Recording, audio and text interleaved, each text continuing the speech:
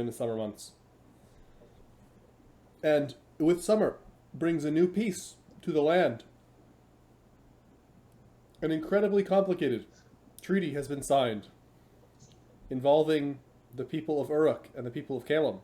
And inexplicably, the people of Pythium picked up a couple provinces out of all this by sort of Yeah. posturing as if it might, you know, Arya and Pythium were like, hey, what if we join the dogpile on Calum, maybe? And then Pythium was like, well, hey, talking to Calum and Uruk, what if instead we did a peace where, you each like gave me a province or two and then I didn't invade Calum? And somehow, I mean, I understand why Caleb would give him a province. I don't understand why Uruk gave him a province, but yeah, I guess he's very persuasive. Yeah, Pythium has been the absolute silver-tongued individual of this game. Yeah. No, like they've been able to just graft provinces here and there, just and slowly get bigger while not expending any resources at all. Unless, of course, we count Pythium's resources lost on taking the militia throne, So let's which we hyped up last let's time. take a second. Paul, let's take a look at the enemies here. It is watch out, Pythium. You've got Okay, 30 militia. You've got 10 heavy infantry. hey, these aren't militia. These are light Well, infantry. there's also like 15 light infantry to go with the militia. Yeah, they have 9 protection. That's serious. That'll deflect the occasional wolf bite. Yeah, you look at those mages. It's Yeah. they've all got one One path. path. We could see a minor elemental Hey, come out. We could see a couple of got skeletons. We could see an imps. overcharged. This sorcerer is overcharged. Yeah, so he'll zap himself and the first guy to hit him. That could kill a Pythium infantry. All right. And on this side, we've got just I think the Emperor's finest. 120, fairly heavy infantry. Yeah. The gladiators are great. As soon as they hit someone or get hit, they are granted their freedom, and so this is. I guess maybe Pythium's going to celebrate taking the throne by releasing 40 gladiators. Pythium's also got a bunch of communicants and mages. Oh, and here goes Light of the Northern Star. Oh. Look at that. Yeah, I mean, it's gems. Oh, here come the Guardian Angels. Each one of these costs 2 pearls, I think. Yes, it's 2 pearls to summon a Guardian Angel. I mean, but they scale. I don't know if this is what is this thing? A communicant? No, the big things in the sky. Was that the animation to summon a Guardian Angel? Yeah. Anyway, oh wow, okay. Well, these Guardian Angels certainly cleaned up, and yep, these gladiators are hitting stuff. Thank goodness. So all these gladiators are dead, by the way, because they hit things. So. Yeah, I mean, well, if Pythium hadn't blown 12 gems to do that, I don't know what it would have looked like. And also look, I mean, the communicants got shot by arrows because I don't know if this is a recent change or what in Dom 5 AI, but the archers do a pretty good job targeting units without shields. Yeah, I think that generally look at that. AI works by simulation, so it tests that. This is actually pretty incredible. These archers shoot these guys rather than the troops in front of them. Like there is some threshold at which a unit considers it an enemy to be a threat. It's like how close it is to it. I don't exactly know where that is. Yeah, but yeah, that's crazy. Before they died, they shot a couple communicants. Yeah. So so there are no gladiators. If you see, there are actually no gladiators in this province anymore.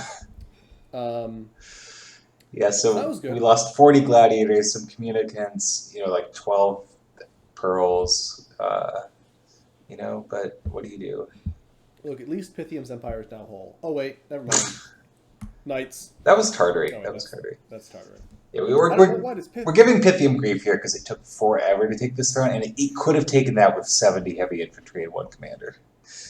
Oh, and this scout ping, just in case that these militia and knights were not anything more than militia and knights. Knights can be dangerous. Don't knock knights. I think I expect in 5 to 10 turns we'll see a Pythium army assembling to start taking that province. Yeah, absolutely. So what's going on here? So is Pythium going to get to keep this province? I'm going to put up the Treaty of Pythium on the screen and also the what I consider I'll put up the Treaty of Uruk on the screen. And also the anti-bird reclamation plan which I thought was way better, which divided Calum between the various belligerents. Yeah, Here. so And also Pythium. Ariu was advocating, we carve up Calum, and Pythium got to a peace so that Ariu didn't get anything out of it. To be honest, I didn't read the Treaty of Uruk, but I think Calum's gonna shrink slightly. I don't know what they're gonna do. What is Calum supposed to do now? So Calum and as part of that treaty, Calum and Pythium said, within the next 5 turns, the two of us are going to attack a third party together, and not peace out without both of us peacing out. So that's a really it's a solid idea. I respect it. The problem is I don't know who they both border that they could conceivably attack without sort of one of them trying to walk through the other one. Yeah, so let's think about this. So Pythium and Calum, they both border Ariu. Barely. Barely. They both border Tartary. Barely. Calum and Pythium do not want to go to war together. Unless there's no one they can attack. Unless the target is Uruk. But except for a very particular person who they can definitely who they have like a 1.5 year peace with or something now. Ind? Oh wait, no, it's Ind. It's definitely Ind. It does. They both could attack Ind. I mean, I think Calum and Pythium listened to our last episode, which would be incredible because it hasn't been released yet, and found out that Ind was the person to attack. Yeah, I mean that's interesting. I think they could both safely get some provinces before Ind's army came back. I think Ariu and Arco probably jump in and clean out a lot of the provinces, but it is sort of, perhaps free land for a free couple provinces for Calum and Pythium, and maybe they spin out from there. This land over... Oh my god. Wait a minute. Oh god. Ind is so long. So not only is Ind now long, but Ind is now curved and long. So to get from this province... Okay. So to get from this province to this province... 1, 2, 3, 4... Oh wait, okay. 5... Actually, it's disconnected, these provinces. But 5, 6, 7, 8, 9, 10 provinces. That's a large empire. It's a long empire. So it's summer, and the important part of it being summer is that we didn't mention is that the strange birds attack Ind. Now, you'd think that because the strange birds are basically Blackhawks, and that Ind knows they're being attacked every turn, every summer, you'd think they'd put some PD. And they have. They've put some PD. The problem is that birds land in the back and kill the commander, instantly routing everybody. That's the problem. The problem is you need to put a commander, just any commander, on attack in this province, right? Just put a normal commander on attack, and they will keep the militia from routing. And then these guys would have actually just killed these birds. Right, and I think they do route the birds. The problem is they do, right. the commander bird hangs out. Right. Yeah, so my advice to Ind is invest in some commanders and put them on attack, because if you put commanders on attack, they will walk up with the PD and not sit in the back and die of attack. I think 2 different Ind forts have been sieged this turn by strange birds. So this would also strange bird singular. Oh yes. Correct. The besieging force contains the besieging force seems to contain only 1 unit. The enemy force appears to consist of a strange bird. They're strange. They're strange. They're birds. There's also some werewolves here? That raises a number of questions. What is Ind up to? Can Ind make werewolves? I wasn't aware of that, but you never know. I think this is probably an event. Let me see. What do we got here? No. Maybe werewolves are Ind nationals. Your guess is as good as mine. It could be. I mean, they have there appear to be some black lions here. I don't know. And are these cavemen? Those are strange huntresses that can summon the lion. They're great huntresses. I'm sorry. They're definitely cavemen. They look a lot like cavemen. I would buy Horites. They kind of look like Horites also. We've got some Malakals continuing to do their silliness. Well, looks like this. They bought enough PD to get an extra commander here. I guess it was just luck. Paid off. This commander didn't particularly die. Urbon the Castilian. Oh, I love it. The Pekinite Castellian. What a great name. Wow. What a great name. I think stuff is going on with Tartary and Ulm again. Look, stuff is always going Stuff on. is always going Does on. that mean we have to actually look at it? So this man stack was cowardly and didn't sit on this fort. So this was just, I think There's a fine line between cowardly and retreating in the face of overwhelming force. Could Mana beat this army? Absolutely not. Yeah, you're probably right. Absolutely Yeah, not. I think if Man had a non-nature banish, they could have, but yeah. No. Okay. Well, No. that's not important. Also, we were saying, oh, Thistle Spears, that'll be good for Man. Turns out Thistle Spears get -6 stats and Death 3 compared to Growth 3, so maybe not the ideal unit. You know what? You're right. You're totally right. The power of Thistle Spears is thwarted by the power of Armor. Yeah. You're totally right. Yeah, and I think that Ermor army probably bounces right over to Ind, and Ind. I mean, okay, Ind's doing a good job raiding with the Angels, but I don't think anyone can really take any forts from Ermor. Yeah, so Ind has been talking a lot of big game about their S1 H2s, which are really good at banishing.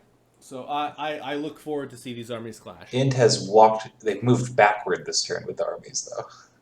Yeah, so what you don't want to use to fight, I know we talked about this last turn, but what you don't want to use to fight skeleton Romans is lions with bad morale, because they literally won't do any damage. They won't even attack, right? Yeah, I mean, I'm sure they'll kill some long dead or two each, but then they'll get beaten to death. Tartary is making a move. There's been a lot of trash talk, as always, between Tartary and Ulm. Incredible trash talk. Well, it's really immense. Let's see what Tartary brought. Okay, so a lot of mages. That's a lot of mages for like an expeditionary force. Yep, 24 mages. Death 2s and Air 2s. Let's see, we got the gems. You gotta think he's hit like Enchantment 5 or something if he's bringing the mages instead of researching. Oh, maybe not. I mean, maybe he should rethink this particular strategy. We've got some... Okay, so we've got a lot of air gems going on here. So, I think maybe... So, 4 air gems, that means 2 air elementals. That's what 4 air gems means. I'm not sure they want to be using air elementals against Ulm, though. That's a fantastic way to get iron darted. I defeated a MA Ulm very quickly with MA Mictlan. And it's crazy. You throw air elementals into their army, and the mages will actually kill themselves with Iron Blizzard. That's funny. Because they cast it, and it just goes... if you cast Storm, their precision is so bad that they just wipe each other. It's incredible. Wow. Yeah, I really wonder why Tartary's not... So these sacreds have 21 protection versus mundane, which is nice. With that tattoo chant. Why? But he's using spirits. He's not using. He doesn't have. He's enchantment 3. Okay. No, yeah, you're right. It is enchantment 3, and they're still on hold. They're still on fire instead of hold and fire. So these ghosts are just sitting here like, guys, when do we go in? Nope, they're never gonna go in. Is the question? The answer to that question. I mean, I don't know. If I were Tartary, I'd probably. I mean, maybe he's gonna hit enchantment 5 next turn or something, but I wouldn't fight without enchantment 5. The big advantage here is that Tartary has mobility on all. So almost not going to be able to assault its position next turn, but they haven't broken the fort. So it's not going to matter because Ulm's going to be able to have all their stuff in position next turn. Now, question being, can Tartary, using this stack, win this battle? I mean, maybe... Not with the scripting I saw there. I mean, I don't know. I guess there's a lot of horses coming in, and hopefully a lot more mages.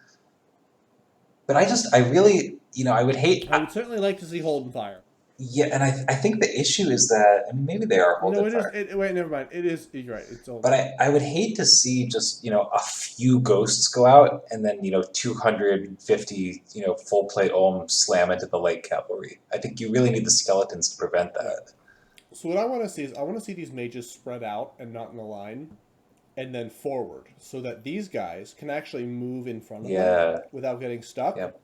Or just like, I don't know, leave a hole in the middle of your army so that the summons can go through. Right. exactly. Or you could put, you could do the flank.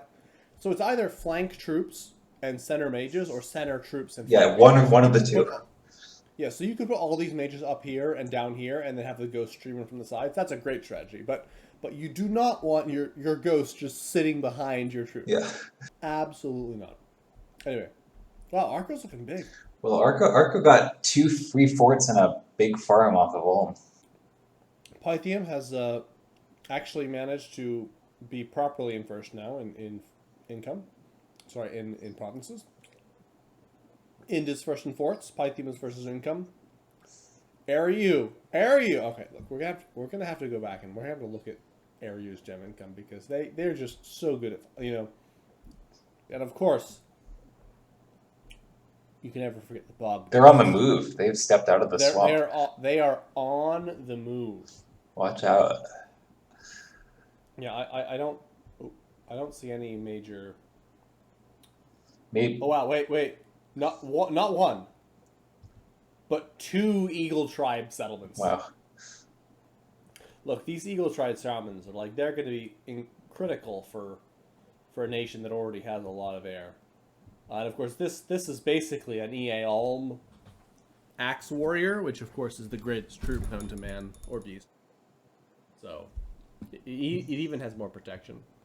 Yeah, I mean, if you could buff the attack somehow, that might be quite good. Look. Who needs attack when you have 6 attacks per square, You're right, okay. Some of them will go through. Yeah. Well, of Pestilence, you always want that, Alright.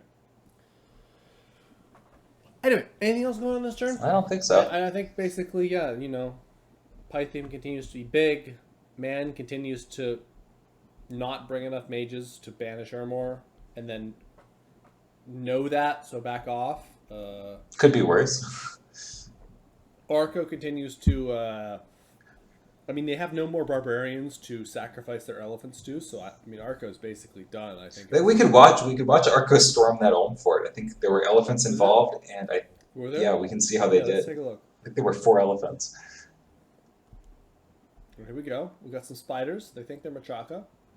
What is there a spell that summons great spiders? Yes. Or is that Yes. Okay. Here they go. Oh, the ethereal elephants Right through the wall. Oh. That is.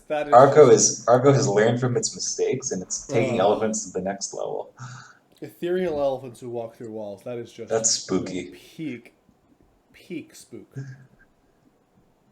I have a great respect for point buff that I did not have earlier, but yeah.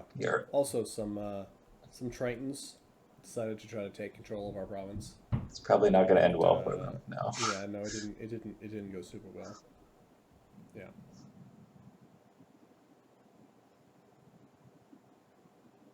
All right. Yeah. All right. People continue to be cowards and not want to fight battles they're going to lose. How dare they? How dare they?